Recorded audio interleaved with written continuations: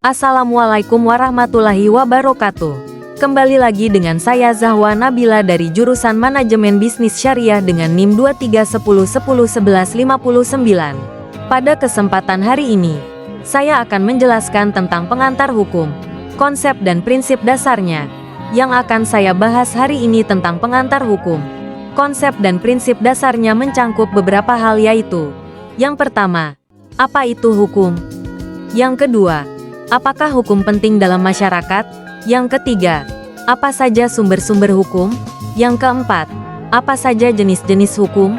Yang kelima, apa saja prinsip hukum? Dan yang terakhir, kesimpulannya. Kira-kira jika kalian ditanya apa itu hukum, hal apa yang akan muncul di benak kalian? Hukum untuk menegakkan keadilan, atau hukum itu adalah aturan? Ya, benar sekali. Hukum adalah sistem aturan yang mengatur perilaku manusia dalam masyarakat untuk menjaga ketertiban, keadilan, dan memberikan perlindungan terhadap hak-hak dan kewajiban individu serta kelompok. Hukum sangat penting dalam masyarakat karena memiliki beberapa fungsi yang sangat vital. Yang pertama, hukum itu penting dalam kehidupan masyarakat karena hukum dapat mengatur perilaku untuk menjaga ketertiban sosial. Yang kedua, hukum memberikan kerangka kerja untuk keadilan di masyarakat. Yang ketiga, hukum melindungi hak individu dan menetapkan kewajiban. Yang keempat, hukum menyediakan mekanisme untuk menyelesaikan konflik. Dan yang terakhir, hukum juga memberikan kepastian dan stabilitas untuk pembangunan. Kalian tahu tidak apa itu sumber hukum? Sumber hukum adalah asal-usul hukum, aturan yang mengikat yang memungkinkan setiap negara untuk mengatur wilayahnya. Istilah sumber hukum kadang-kadang dapat merujuk pada penguasa atau kursi kekuasaan dari mana hukum memperoleh validitasnya.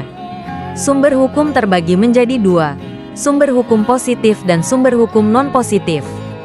Sumber hukum positif meliputi undang-undang, peraturan pemerintah, dan putusan pengadilan.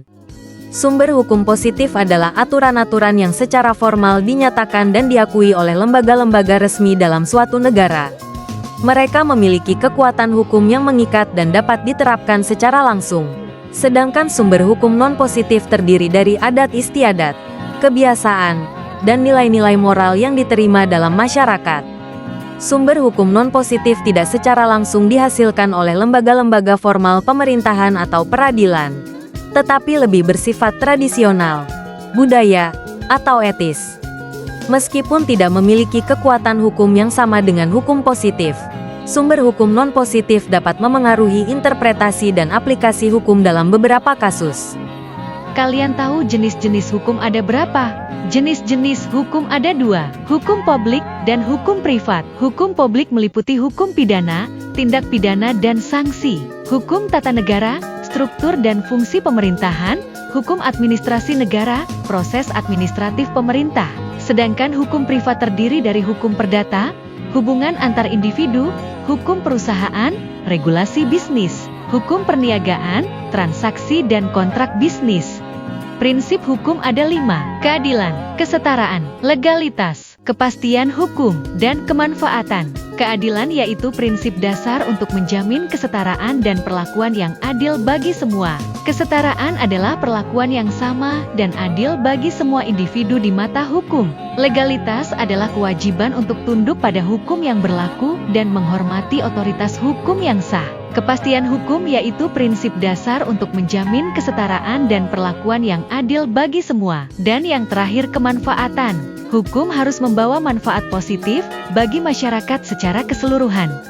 Kesimpulan dari pembahasan yang saya bawakan hari ini adalah, hukum memainkan peran kunci dalam menjaga ketertiban, keadilan, dan kepastian hukum dalam kehidupan sehari-hari. Sumber hukum yang beragam, mulai dari hukum positif hingga hukum non-positif, memberikan landasan bagi sistem hukum yang kompleks. Pemahaman tentang jenis hukum, prinsip-prinsip hukum seperti keadilan, legalitas, kesetaraan, dan kemanfaatan, serta proses peradilan, menjadi penting bagi semua individu untuk menavigasi tata hukum yang berlaku.